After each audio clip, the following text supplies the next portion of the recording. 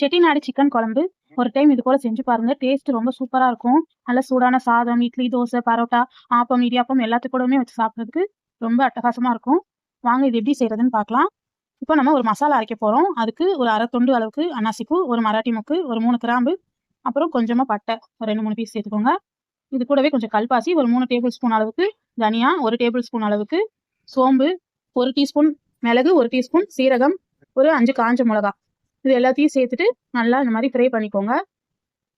இது நல்லா வாசனை வர வரைக்கும் நல்லா ஃப்ரை பண்ணி ஆற வச்சு நம்ம மிக்ஸி ஜாரில் சேர்த்து நல்லா பவுடர் பண்ணிக்கலாம்.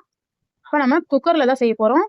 இப்போ குக்கர் வச்சுட்டு அதில் ஒரு 2 டேபிள் ஸ்பூன் அளவுக்கு எண்ணெய் ஊற்றிக்கோங்க. எண்ணெய் சூடானதும் நான் வந்து 1 கப் அளவுக்கு வெங்காயம் கட் பண்ணி வச்சுருக்கேன். அது கூடவே ஒரு கொத்து கருவேப்பிலை சேர்த்துட்டு வெங்காயம் நல்லா கலர் மாதிரி வதங்கி வரணும்.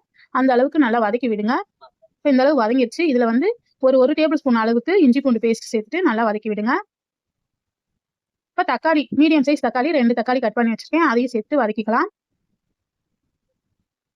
இப்போ இந்த அளவு நல்லா வதங்கும் போதே நம்ம வந்து கொஞ்சமாக அந்த குழம்பு தேவையான அளவு உப்பு போட்டுக்கலாம். இப்போ வெங்காயம் தக்காளிலாம் நல்லா சாஃப்டாக வதங்கி வரட்டும். இப்போ 1 டீஸ்பூன் அளவுக்கு மிளகாத்தூள் சேர்த்துக்கோங்க.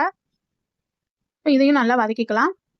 இப்போ நான் வந்து ஒரு 3/4 கிலோ அளவுக்கு சிக்கன் க்ளீன் பண்ணி எடுத்து வச்சிருக்கேன். அதை சேர்த்துட்டு இப்போ சிக்கனை வந்து நம்ம ஒரு 5 நிமிஷத்துக்கு இந்த கிரேவி கூட நல்லா வதக்க போகிறோம். இது கூடவே கொஞ்சமாக மஞ்சள் தூள் சேர்த்துட்டு நல்லா வதக்கி விடுங்க. நம்ம எந்த நான்வெஜ் கிரேவி குழம்பு செஞ்சாலுமே இந்த வெங்காயம் தக்காளி கூட இந்த சிக்கனை நல்லா வதக்கணும். அப்போ தான் ஃப்ளேவர்ஃபுல்லாக இருக்கும். இப்போ நம்ம அரைச்ச இந்த மசாலா பொடியை சேர்த்துக்கலாம். சேர்த்துட்டு நல்லா வதக்கி விடுங்க. இது நல்லா வதங்கிக்கிட்டு இருக்கட்டும். இந்த டைம்ல நம்ம ஒரு தேங்காய் பேஸ்ட் அரைக்கணும்.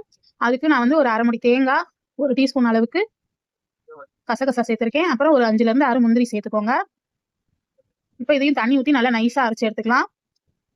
இப்போ இதில் வந்து ஒரு குழிக்கரண்டி அளவுக்கு தயிர், ஒரு 2 டேபிள் ஸ்பூன் அளவுக்கு தயிர் சேர்த்துக்கோங்க. சேர்த்துட்டு இந்த சிக்கன் கூட நல்லா வதக்கி விடுங்க. சிக்கன் நல்லா பஞ்சு போல சாஃப்டாக வெந்து வரும். அதுக்காக தயிர் சேர்த்துருக்கோம். இப்போ நம்ம அரைச்ச இந்த தேங்காய் பேஸ்ட்டையும் சேர்த்துட்டு குழம்புக்கு தேவையான அளவு தண்ணி சேர்த்துக்கோங்க.